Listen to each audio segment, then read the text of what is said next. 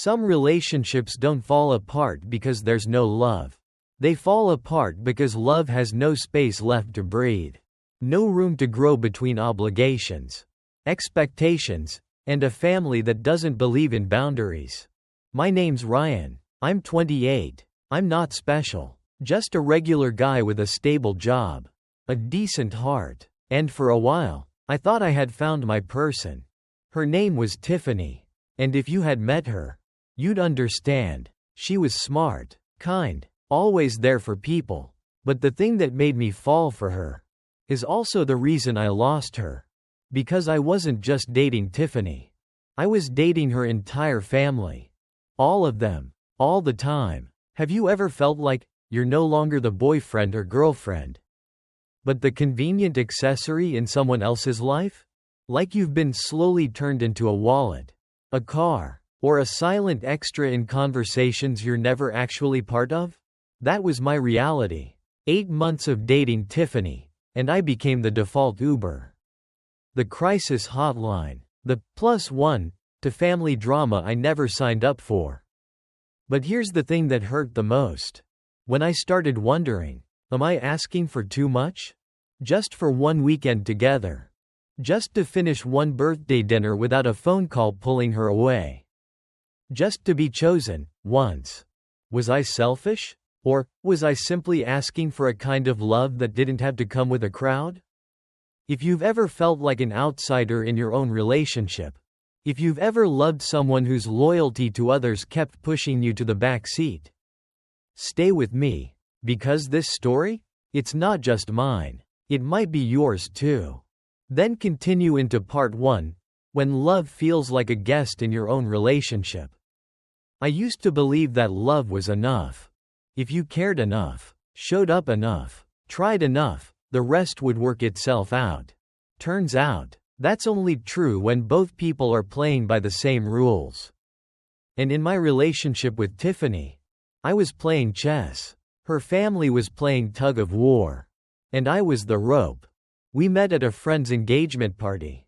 She was laughing, genuinely laughing, at some ridiculous joke I made about folding chairs. It was easy with her. Effortless. The kind of connection you read about but never expect to experience firsthand. Our first 3 months were magic. We'd spend entire weekends together, pancakes on Saturday mornings, movie marathons on Sunday nights. We talked about traveling, about maybe getting a dog someday. She told me she hadn't felt that safe with someone in years. And I believed her. Then, little by little, things started changing. Not overnight. That's what made it hard to notice at first. It began with one phone call from her mom. Then a few from her sister. Then her cousin Angie, who I hadn't even heard of before. At first, it was small stuff. Hey, babe, can we skip brunch? My brother needs help putting together a shelf. Okay, no big deal. Then, sorry, I know we had dinner plans. But my aunt's cat got sick and she's really upset. Wait, what? By month 5, our relationship had a third wheel, and it wasn't a person. It was a phone. That thing never stopped ringing. And every time it did, I lost a little more of her. We'd be mid-conversation, talking about something important, and suddenly, she'd go blank. It's my dad. I have to take this. Or worse. My cousin just broke up with her boyfriend. She needs me. I'll call you later. I'd sit there, on the couch, alone, TV still playing, food getting cold, and I'd tell myself, it's just a phase. She's just a really caring person. You love that about her. But love isn't supposed to feel like standing outside your own house, hoping someone remembers to let you in. I tried to talk to her about it, gently. Carefully. I told her I missed her. That I felt like we never got uninterrupted time anymore. She smiled and said, I get it, but you know how my family is. They just need me sometimes. Sometimes turned into always. There was this one weekend I'll never forget. I had planned a surprise trip to a nearby lake. Booked the cabin, bought groceries, even made a playlist for the drive. Friday night, she texted me, "Hey, my mom's coworker got into a car accident. She's really stressed. I think I should stay home with her this weekend." I remember staring at the text for 10 minutes. Not angry. Just hollow. I hadn't even told her about the surprise trip yet. I didn't bother. I started feeling like a substitute teacher in my own love life.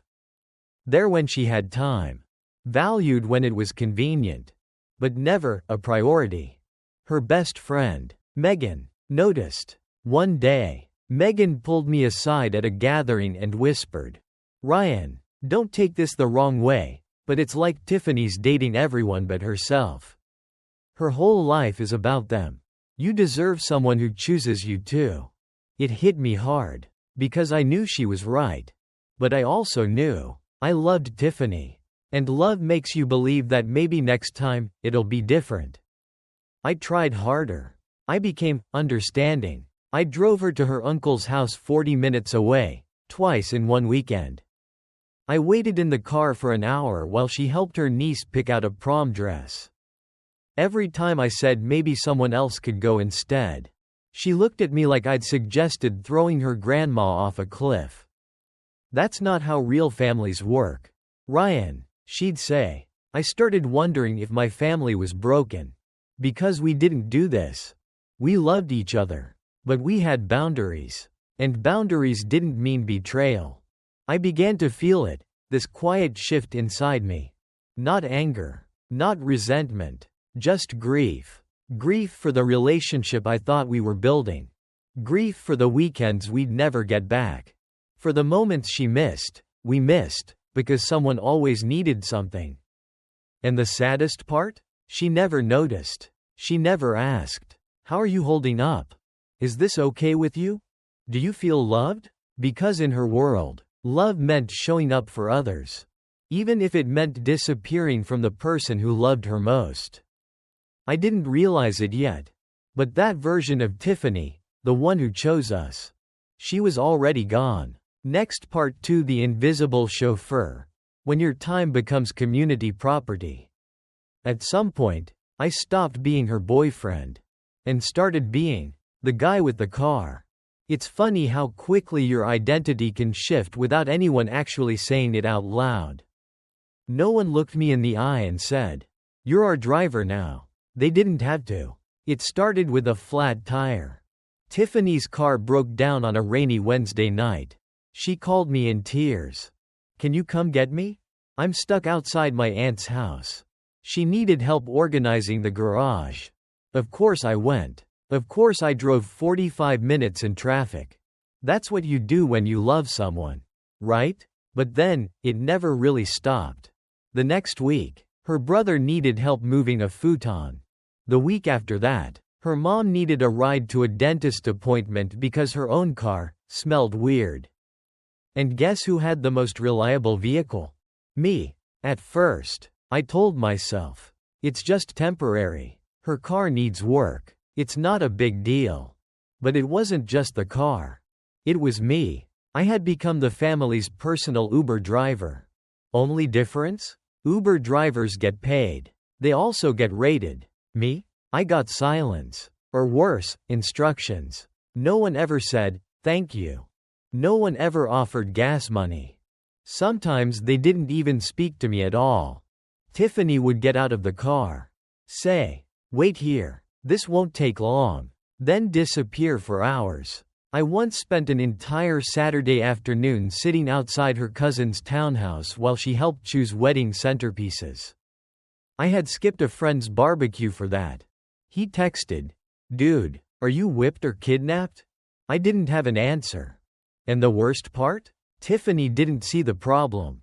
Whenever I brought it up, gently, patiently, she'd tilt her head and say, "But they're my family. They just need a little help. Why does it bother you so much?" I tried explaining that it wasn't just the driving. It was the assumption that my time didn't matter. That I didn't matter. One weekend, things reached a boiling point. We had tickets to see one of my favorite jazz artists, Marcus DuPont. I had been waiting months. I bought the tickets the day they were released. She agreed, said she couldn't wait. That afternoon, we were about to leave when her mom called. Her grandma's fridge had stopped working. "Can Ryan drive us to Home Depot?" her mom asked. Tiffany turned to me, already putting on her coat. "Can we just stop by real quick before the show? It'll only take an hour." I said no. For the first time, I said no. "We've had these tickets for months." "Tiffany, we're going to the show." Her face dropped, like I had betrayed her. "Wow, I didn't realize you were so selfish about time." Selfish. Because I wanted 3 hours of music. 3 hours of something just ours. That word haunted me. Selfish. I asked myself over and over. Am I wrong for wanting boundaries? Is love supposed to feel this, one-sided? Her friend Megan, yeah, the one who always had too much to say, once joked at dinner. Ryan's practically on their insurance policy at this point. Everyone laughed. Tiffany included. I didn't. It wasn't just the driving. It was what the driving meant. That my value in their lives was tied to what I could provide. Not who I was. Not how I treated Tiffany. Not how I showed up, emotionally. Consistently. Just the car. The rides. The convenience. And Tiffany never stepped in. Never said, "Hey, maybe someone else can help this time." Never said, "Let me talk to them first." Because in her world, my time belonged to the community. And I was just supposed to keep the engine running. The moment I realized something was deeply wrong, wasn't even dramatic. It was Sunday night. We were driving back from her uncle's place, again. She was texting non-stop in the passenger seat. I asked her, softly, "Do you even want to be here with me? Or do you just need me to get you places?" She didn't answer. Just looked out the window. And that silence said everything. That night, I lay in bed staring at the ceiling. And for the first time, I didn't feel like I was in a relationship. I felt like a tool someone keeps around. Because it makes their life easier. Coming up next. Part 3: Secrets in Plain Sight. The $1,200 that changed everything. It wasn't a fight. It wasn't some big dramatic reveal. It was a bank statement. Left out on the kitchen counter. Like it meant nothing. But it changed everything. Tiffany had gone to take a shower. I was just cleaning up after dinner. That's when I saw it, half folded, sticking out beneath her planner. At first, I wasn't trying to snoop. I swear. But one number stopped me cold. Minus $1,200. Oh. Transferred. Every month. Same account. Same day. It wasn't rent. It wasn't a student loan. It was labeled, Mom, Dad, monthly. $1,200. That's not a small oversight. That's a decision. A commitment. And here's the thing that cut the deepest. She never told me. Not once. I'd been covering most of our shared expenses, dinners, gas, groceries, because Tiffany had told me money was tight. Things are a little tight this month. Can you cover this one? I'll get the next one. I promise. But there was no next one. Because half her income was going somewhere else. When she got out of the shower, I was still standing there. Statement in hand. Silent. She froze. Then she smiled, tight. Nervous. I meant to tell you. That's how it started. That's how the unraveling began. She told me she's been sending $1,200 to her parents every month for almost 2 years. Said they weren't poor. Just needed help with extras. Things like upgrading their kitchen. A new water heater. Weekend getaways. I asked, do they need the money, or do they just expect it? She shrugged. They've always sacrificed for me. This is just how I give back. And I get it. I really do. Family support isn't a crime. But lying about it? Building our relationship on false math? That's betrayal. I had adjusted my own life around her imaginary struggles. I skipped concerts. Took cheaper vacations. I even turned down a guide trip to Denver because I thought we couldn't afford it. Turns out, I couldn't. Tiffany was just fine. I asked the hard question. If I hadn't seen this, would you have ever told me? She didn't answer. Just sat on the couch, wrapping herself in silence. Then, she got defensive. You're making a big deal out of nothing. It's not like I'm spending it on shoes or partying. I'm helping my parents. But it wasn't nothing. It was our trust, our future, our partnership being compromised. Quietly, month after month. And that's when I started seeing the bigger picture. This wasn't just about money. It was a pattern. Her time, her energy, her loyalty, they weren't being shared. They were being siphoned to people who already had so much of her. And I was expected to carry the difference. Without complaint, without question, without knowing. That night, I couldn't sleep. I laid there staring at the ceiling, asking myself, what else don't I know? What am I building? And who am I building it with? I thought about all the times she couldn't split groceries. All the road trips I paid for. All the things I gave freely. Thinking we were in this together. Turns out, I was subsidizing her loyalty to someone else. A few days later, I tried to talk again. I said, I'm not mad you helped them. I'm mad you didn't trust me with the truth. She fired back. You're twisting this. Real couples support each other's families. You should be proud of me for helping them. Proud? Proud of being kept in the dark? Of being the unknowing backup plan? No, that's not pride. That's being used. In that moment, I knew something had shifted. Not in her. In me. I stopped seeing us as partners. And started seeing her as someone whose primary relationship wasn't with me. It was with her family. And I was just the funding model that made it possible. But I didn't leave. Not yet. Because love makes you hesitate. It makes you hope. And sometimes, hope is the slowest way to break your own heart. Next, part 4, the family trial. When love stands before a jury. It was supposed to be progress. An olive branch. A dinner invite from Tiffany's family after nearly 8 months of being politely tolerated and entirely excluded. I should have known better. It was a Friday night. A fancy restaurant downtown, white tablecloths. Candles. The kind of place you only go when you want to send a message. Her parents were there. Her brother and his wife. Her younger sister. Even a cousin I'd never met. Tiffany said it was just a friendly dinner. A chance for everyone to get to know each other better. But the second I sat down, I could feel it. This wasn't a dinner. It was a setup. Everyone was too friendly. Fake smiles. Overcompensating small talk. Her mom asked how work was going. She'd never asked that before. Her dad slapped my shoulder like we were old fishing buddies. Even her sister complimented my shirt. Something was off. And then, halfway through the meal, it dropped. Her dad raised his glass. We're just so glad Tiffany has someone stable in her life now. Someone who can step up. Support not just her, but the whole family. I paused. Smiled politely. Took a sip of water. Then the bill came. 8 people. $480. Her dad looked right at me. You got this, right? I mean, you're part of the family now. I looked at Tiffany, expecting something. A laugh, a protest, a rescue. But she didn't meet my eyes. She just looked down. I paid. Because what else was I going to do? Start a fight in front of her whole family? Make a scene? No. I took the high road.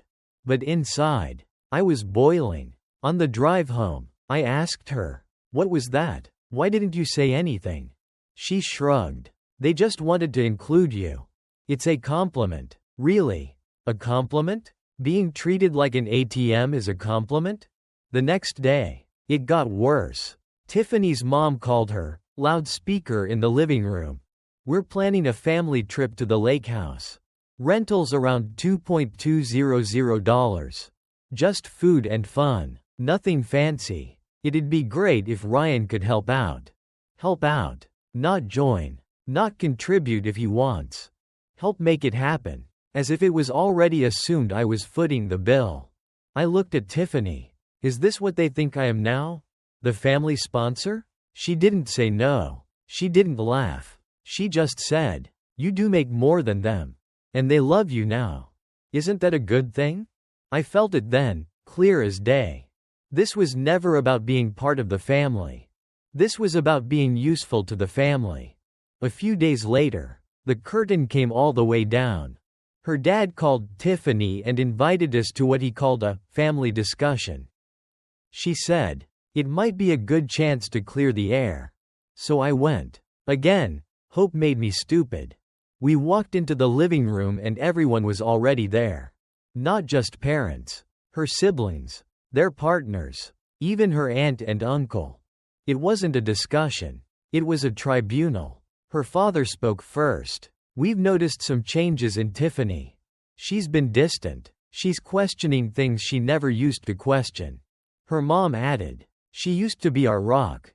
Now she's skipping dinners. She's not as available. Her brother chimed in. She's losing herself. You're isolating her. Then came the kicker. Her dad turned to her and asked, flat out, Tiffany, what's more important, your family, or this relationship? She froze. And I waited for her to say anything. To stand up. To draw a line. To say, I love you all, but I won't be controlled. But she didn't. She said, I don't want to choose. And her mom shot back. Not choosing is a choice. That night, on the drive home, she didn't say much. Just looked out the window. Like she was already halfway gone. And I knew. This was the beginning of the end. Because if love has to stand trial in front of a jury that's already made its decision, you're not in a relationship. You're in a custody battle. And I wasn't going to beg for visitation rights. Coming up, Part 5, the final ultimatum. Pick a side. Or lose everything. I didn't expect a fair fight. But I hoped, deep down, that she'd fight for us. Just once. After the family trial. We didn't speak for a couple days. Tiffany stayed at her parents' house. I stayed in the apartment, alone. Surrounded by silence. And 1,000 thoughts screaming louder than words ever could. I kept checking my phone. But no message came. 3 days later, she finally texted me. Can we talk? I drove over. She met me outside, wearing that old college hoodie I always said looked too big on her. But this time, it fit.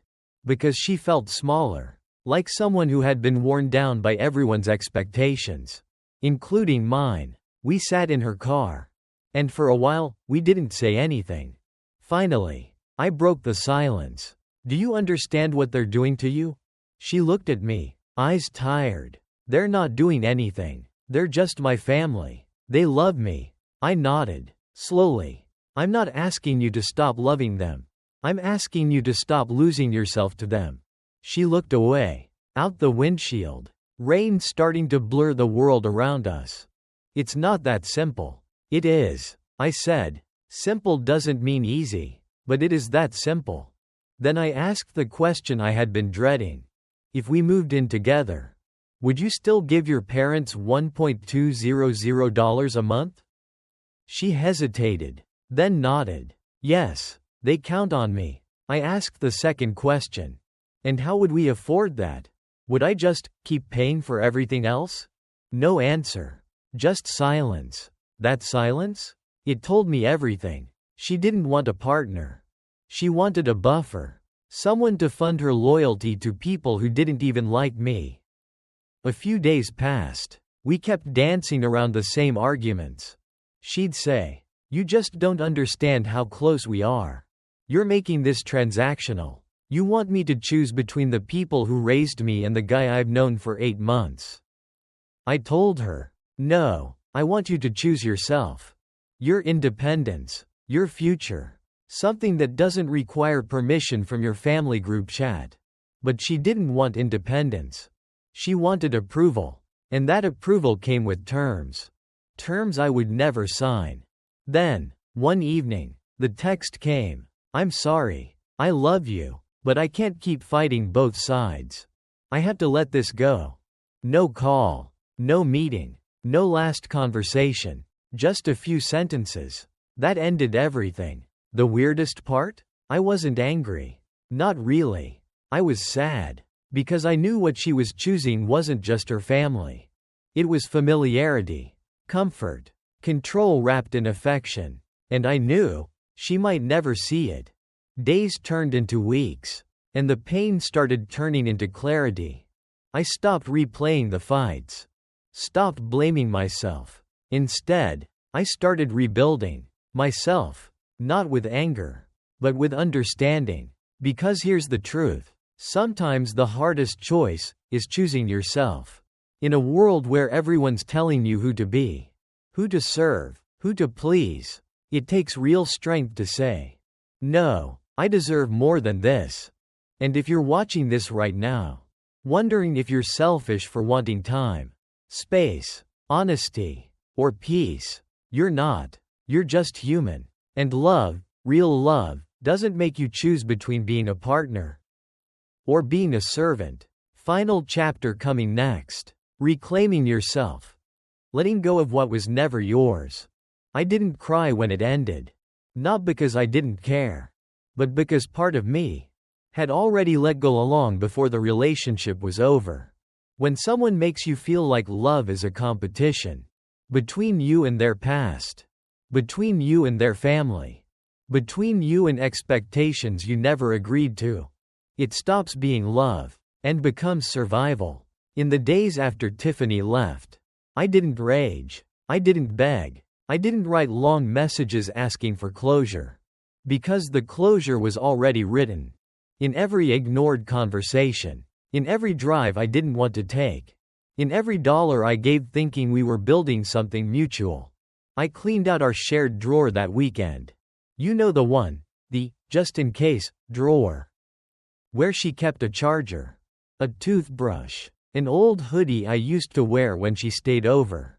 I folded everything neatly, put it in a bag, and I didn't drop it off. Didn't text her about it. Didn't ask what she wanted me to do with it. Because it was never really mine to return. I started walking more. Same neighborhood, same sidewalks, but they looked different. Because I was different. Not because I had healed. But because I had stopped pretending I wasn't bleeding. Grief doesn't always come in sobs. Sometimes, it shows up as silence that finally feels peaceful. A few weeks later, I ran into Megan, Tiffany's best friend. She hugged me. You okay? I nodded, smiled a little. She looked at me carefully. You know, for what it's worth, I think you were the only one who ever challenged her to be her own person. That stayed with me. Because maybe that's what love is. Sometimes, not being chosen, but being the person who helps someone realize what they're too afraid to face. Even if they walk away afterward. I thought about writing Tiffany once. Not to get her back. Not to prove a point. Just to tell her I hoped she was okay. That I hoped she was finally doing something for herself. And not because someone else expected it. But I didn't send the message. Because healing also means accepting that some chapters are meant to end quietly. There are people who will love you. As long as it doesn't cost them anything. As long as you play a role. Follow the script. Smile at the right moments. But the moment you ask for balance. The moment you ask to be seen. To be equal, that's when the mask slips. That's when you realize you were never really in the picture. You were just holding the camera. But here's the part I'm most grateful for. I didn't lose myself trying to keep her. And now that she's gone, I don't have to keep losing myself to anyone else. I'm learning how to cook again. Not the rushed meals we used to make together. But real cooking. Just me, a playlist, and the sound of something slowly becoming better. Like me. So here's what I'll leave you with. You are allowed to want a love that respects your time, your truth, and your limits. You are allowed to walk away when someone makes you choose between peace and their chaos. And no matter how much you gave, no matter how much you hoped, sometimes the bravest thing you can do is say, "This isn't mine to carry anymore." Thank you for listening. If this story spoke to you, share yours below. You never know who needs to feel a little less alone today. If this story touched you, even just a little, we'd be incredibly grateful if you gave it a like, shared it with someone who might need to hear it, and hit subscribe so you don't miss the next one. It's your support that keeps stories like this going. Not just for views, but to remind people that they're not alone. Thank you for being here. Truly.